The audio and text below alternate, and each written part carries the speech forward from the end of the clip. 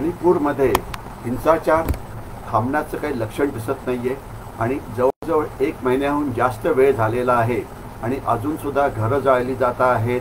मग ती मिनिस्टर्सची असो की MLAची असो की MPची असो की मंत्र्यांची असो, एकमेकांना मारलं जात आहे आणि कुकी आणि मैतेई यांच्यामध्ये अक्षरशः गृहयुद्ध सुरू आहे आणि त्याच्या बातम्या आपल्या मीडियामध्ये मोठ्या प्रमाणात कव्हर केल्या जात आहे.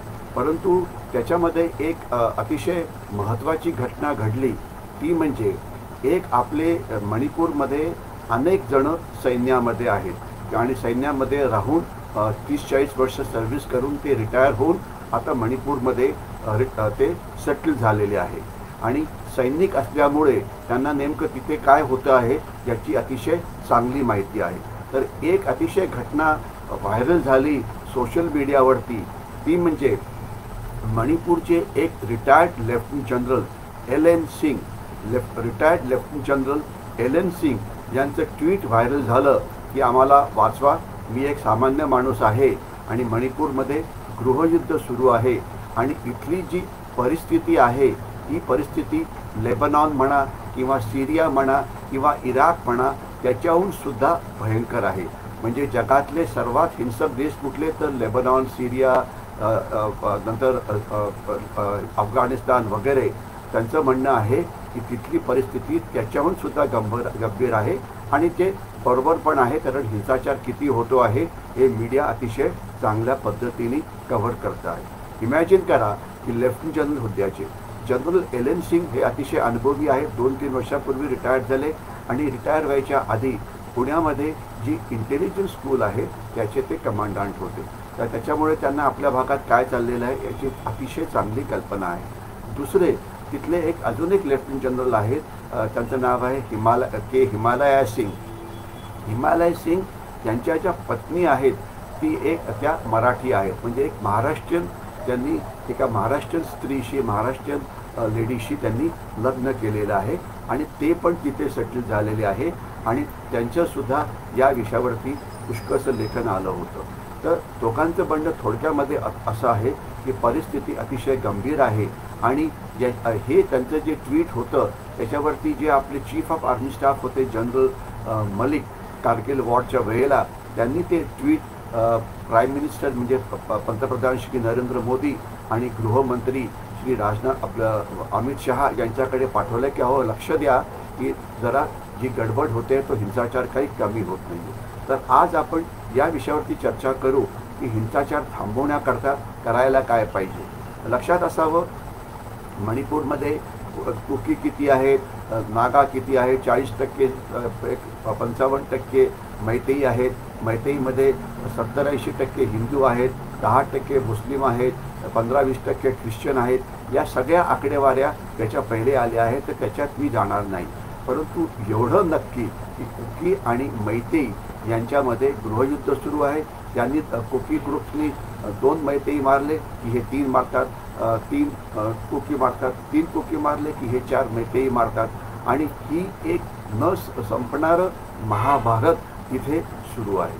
होतं काय की आता तिथे जे सुरक्षा दलं जी आहेत ती बेसिकली मणिपूरचे पोलीस आहेत आणि मणिपूर रायफल नावाचं त्यांचं तिथे एक आर्म पोलीस दल आहे. जसं महाराष्ट्रामध्ये SRPF आहे, state reserve police force, 15-20 battalions आपल्याकडे आहेत आणि त्या पोलिसांना मदत करतात ज्या वेळेला गरज पडते त्यावेळेला. तर तसं तिथे 3 मणिपूर रायफल्सच्या बटालियन्स आहेत की जी संख्या पुष्कळ आहे. पण मणिपूर पोलीस आणि मणिपूर रायफल्स यांची 4000 शस्त्र ही लुटली गेली. मी रिपीट करतो, शस्त्र ही लुटली गेली. ती लुटली गेली की त्यांनी देऊन टाकलं हा एक प्रश्न वादाचा होऊ शकतो, पण फॅक्ट अशी आहे की यांनी आपली सगळी शस्त्र देऊन टाकली किंवा ती लुटली गेली आणि आता हजारो शस्त्र तिथे आहेत. एवढंच नव्हे तर भारताचे शत्रू चीन वगैरे जे आहेत ते सुद्धा, जी म्यानमारची सीमा आहे तिथे अनेक बंडखोर गट आहेत. ती सीमा ही अत्यंत पोरस आहे, कारण तिथे फेन्सिंग नाही आहे, तर तिथून पण शस्त्र अवेलेबल आहेत. याच्याशिवाय इथे तिसरा जो प्रकार आहे ते म्हणजे त्याला म्हणजे सीज फायर झाले. मणिपूरमध्ये अनेक असे ग्रुप्स आहेत ज्यांच्याबरोबर भारतीय सरकारचं किंवा भारतीय सैन्याचं सीज फायर ॲग्रीमेंट झालेली आहे. म्हणजे सध्या त्यांची भारत सरकारशी चर्चा सुरू आहे त्यांच्या वेगवेगळ्या मागण्यांवरती, परंतु त्यांची जी शस्त्र आहेत आणि त्यांचे जे शस्त्रधारी जे बंडखोर आहेत त्यांना मणिपूरमधल्या काही कॅम्प्समध्ये ठेवलेलं आहे, ज्याच्यावरती लक्ष असतं आपल्या सीज फायर मॉनिटरिंग ग्रुपचं. तर त्यांची जी शस्त्र आहेत असं मानलं जातं काही शस्त्र ती पण गायब झालेली आहे. तर म्हणजे शस्त्र आता कुठली अवेलेबल आहेत मणिपूरमध्ये या बंडखोरांना किंवा या गँग्सना, किंवा जसं जनरल एलन सिंग म्हणतात की अराजकीय तत्त्व आहेत, गुंड लोक आहेत, बदमाश आहेत. तर तिथे 4-5 हजार शस्त्र मणिपूर पोलिसांची, काही शस्त्र लुटलेली कॅम्पमधून, काही शस्त्र येत आहेत ही म्यानमारमधून. ॲम्युनिशनची कमी नाही, बॉम्बची कमी नाही, IDची काही कमी नाही. म्हणजे शस्त्र आणि हे याचा काहीही कमी नाही आहे. आता नेमकं मुख्य मुद्दा काय आहे की आता हे थांबवायचं कसं. तर सध्या जे तिथे फक्त जे दल इफेक्टिव्ह आहे ते म्हणजे भारतीय सैन्य.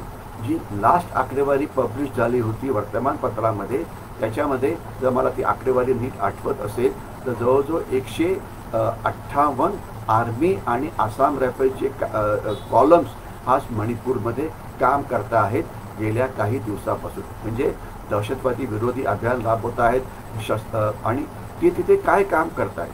तर तिथे जिथे दंगा होतो त्यांना थांबवण्याचा प्रयत्न करतात, त्या लोकांवरती फायरिंग करून त्यांना थांबवलं जातं. शस्त्र जी लुटली आहे त्याच्याकरता कॉर्डन आणि सर्च म्हणजे शोध मोहीम राबवली जाते. अचानक रात्रीच्या वेळेला रेड मारून ज्या संशयास्पद जागा आहे त्यांना तिथे पकडलं जातं.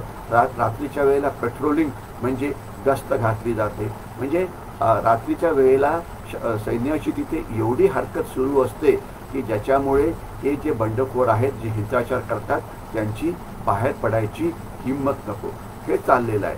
परंतु लक्षात ठेवा मणिपूरचा 90% भाग जो आहे तो डोंगराळ आहे आणि डोंगराळ भागातली जी वस्ती असते आपण जर बघितली असेल तर ही छोटी गावं वेगवेगळ्या भागामध्ये पसरलेली असतात आणि त्यांना रक्षण देणं हे इतकं सोपं नसतं. कारण इतकी खेडी आहेत, इतक्या त्याला तिथे ते बस्ती नावाचा शब्द वापरतात, इतक्या तिथे कुठे 50 लोकांची घरं आहेत, कुठे 60 लोकांची आहेत, कुठे 100 लोकांची आहेत.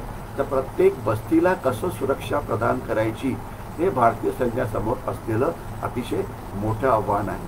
आतापर्यंत जो 50-60 हजारहून जास्त जे निर्वासित आहेत, मग ते कुकी असो की मैतेई असो, ते आता सैन्याचे वेगवेगळ्या कॅम्पमध्ये राहत आहेत.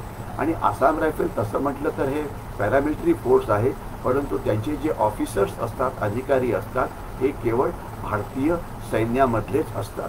तर तिथे आता सैन्य पुष्कळ आहे, परंतु तिथे जो कमांड आणि कंट्रोल आहे की कोण त्याला कंट्रोल करेल, तर हा तिथे एक मोठा मुद्दा आहे. आणि त्याकरता तसं जनरल मलिक म्हणत होते की तिथे आता एखाद्या सैन्याधिकाऱ्याला इन्चार्ज करायला पाहिजे आणि तिथे असलेलं सैन्य, तिथे असलेलं पॅरामिलिटरी फोर्सेस, तिथे असलेलं अर्धसैनिक दलं, तिथे असलेले आर्म पोलीस, तिथे असलेले नॉर्मल पोलीस हे एका नेतृत्वाच्या हाताखालती यायला पाहिजे. तरच त्यांचा जो वापर आहे, उपयोग आहे, हा चांगल्या पद्धतीने केला जाऊ शकतो. आणि त्याच्याकरता असं रेकमेंडेड आहे की त्या भागामध्ये सैन्याचं 3 कोर आहे जे दिमापूरमध्ये आहे, त्यांना याच्याकरता इन्चार्ज करावं. कारण काही लोक म्हणतात की राष्ट्रपती राजवट लावा वगैरे, त्यांनी काहीही फरक पडणार नाही. जोपर्यंत हिंसाचार थांबत नाही तोपर्यंत पुढे काहीही प्रगती होऊ शकत नाही.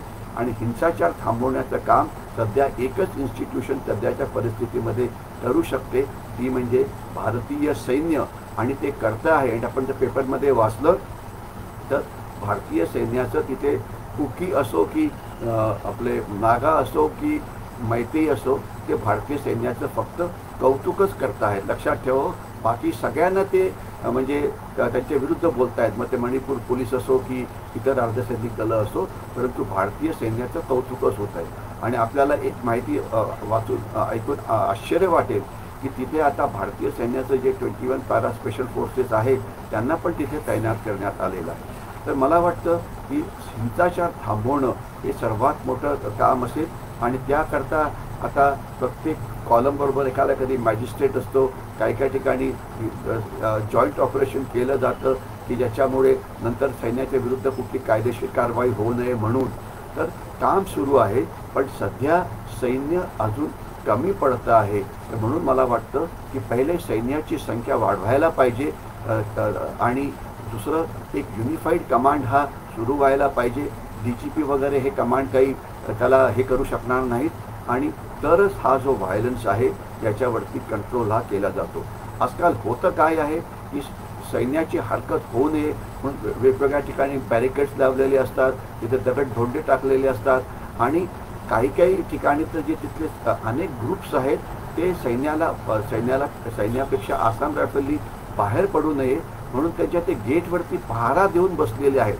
म्हणजे जर तुमच्या गेटमधून कॅम्प, जिथे तुमचा कॅम्प आहे त्या गेटवरती जर 100-150 महिला तिथे उभ्या असतील तर त्या गेटमधून बाहेर पडायचं कसं, हे सर्वात मोठं आव्हान आहे ना. आणि आपण फोटो बघितले असतील की जे जनरल एलन सिंग यांनी सुद्धा दाखवलेले आहेत की काही ठिकाणी आसाम रायफलना आपल्या कॅम्पमधून हे लोक बाहेरच पडू देत नाहीये की ज्याच्यामुळे ते ऑपरेशन करू शकतील, कारण त्यांची इच्छा आहे की त्यांनी येऊच नये. आणि त्यांचे जे गँग्स आहेत, म्हणजे कुकींना वाटतं की कुकींच्या गँग्सनी मैतेईला मारावं, मैतेईंना वाटतं की मैतेईच्या गँग्सनी कुकीला मारावं. पण त्या लोकांना हे समजत नाहीये की हे जे महाभारत सुरू आहे, आज 4 मारले त्यांनी, आम्ही त्यांचे 5 करू, आम्ही 5 मारले तर त्यांचे 6 मारतील, हे कधीतरी थांबायला पाहिजे. जोपर्यंत या लोकांना हे कळत नाही की अशा प्रकारचं महाभारत नुकसान त्यांचंच खरे होऊ शकतं की एक जमात दुसऱ्या जमातीचे जास्त लोक मारतील, परंतु जास्त लोक मारतील, परंतु त्यांनी जास्त लोक मारले याचा अर्थ ते विजय झाले असा त्याचा अर्थ होतो का? नाही. फार तर 5-10 जास्त मरतील, परंतु दोन्हीही गटांचं नुकसान, मग ते मैतेई असो की कुकी असो, हे एकसारखंच होतं आहे. मग ते माणसं मारण्यामध्ये असो की माणसं गंभीररित्या जखमी होण्यामध्ये असो की त्याला म्हणायचं की घरं जाळण्यामध्ये असो की एकमेकांच्या प्रॉपर्टी जाळण्यामध्ये असो, गाड्या जाळणं, स्कूटर जाळणं, हे करणं ते करणं, म्हणजे वेगवेगळ्या प्रकारचा हिंसाचार बाय अँड लार्ज हे इक्वलच होतं आहे. जिथे, आणि हा हिंसाचार कुठे होतोय लक्षात असावं की जिथे दोन्ही जाती जमातीची संख्या इक्वल आहे तिथे जास्त हिंसाचार होतो आहे. आणि मग तिथे हे महाभारत सुरू आहे. तर या लोकांना आता कळायला पाहिजे की तुम्ही आता समजा आणि सैन्य आपल्या आसाम रायफलला आपलं काम करू दे. कारण आज लक्षात असावं की 158 कॉलम म्हणजे इतकं मोठ्या प्रमाणामध्ये सैन्य याआधी कुठेही तैनात झालं नव्हतं. हे झालं होतं एकदा झालं होतं ज्यावेळेला जाट एज्युकेशन सुरू होतं हरियाणा आणि राजस्थानमध्ये, त्यावेळेला एवढं मोठं सैन्य तैनात झालं होतं. ते आता झालेलं नाही, आता ते झालेलं आहे. आणि मणिपूरची लोकसंख्या ही फक्त 30 लाख आहे. 30 लाख म्हणजे पुण्यापेक्षा सुद्धा त्यांची संख्या ही कमी आहे. इतक्या कमी भागामध्ये एवढं सैन्य, पण डोंगरा भाग असल्यामुळे तिथे सैन्याला म्हणजे जाण्याकरता खूप वेळ चालावं लागतं. खूप अनेक ठिकाणी रस्ते नसतात वगैरे, पाऊल वाटा असतात, घोड्याच्या वाटा असतात वगैरे, म्हणून त्याला वेळ लागतो.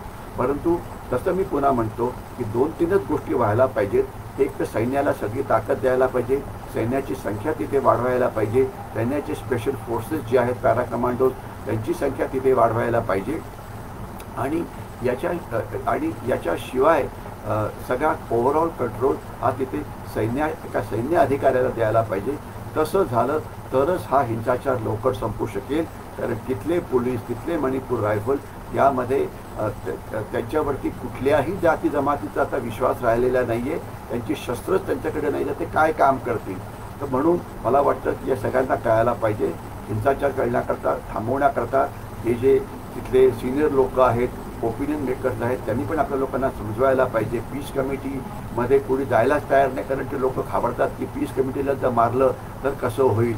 म्हणजे पीस कमिटी ही फक्त कागदावरती दिसते, जमिनीवरती या पीस कमिटीची जायची हिंमत नाही. तर त्यांना वाटते की आम्ही जर कोणाच्या बाजूनी बोललो तर आम्हालाच लोक मारून टाकतील. तर म्हणून सर्वात पहिले काम करावं लागेल की हिंसाचार थांबवायला पाहिजे. आणि त्यामध्ये सैन्याचं योगदान सध्यापर्यंत सुद्धा अतिशय महत्त्वाचं आहे. त्यांनी हिंसाचार पुष्कळ कमी केलेला आहे, परंतु तो थांबलेला नाही. तर लवकरात लवकर हा हिंसाचार थांबवणं हे आपलं सर्वात महत्त्वाचं काम व्हायला पाहिजे. आणि तो हिलिंग टच वगैरे असतो तो त्यानंतर होऊ शकतो. मी इथेच थांबतो. जय हिंद.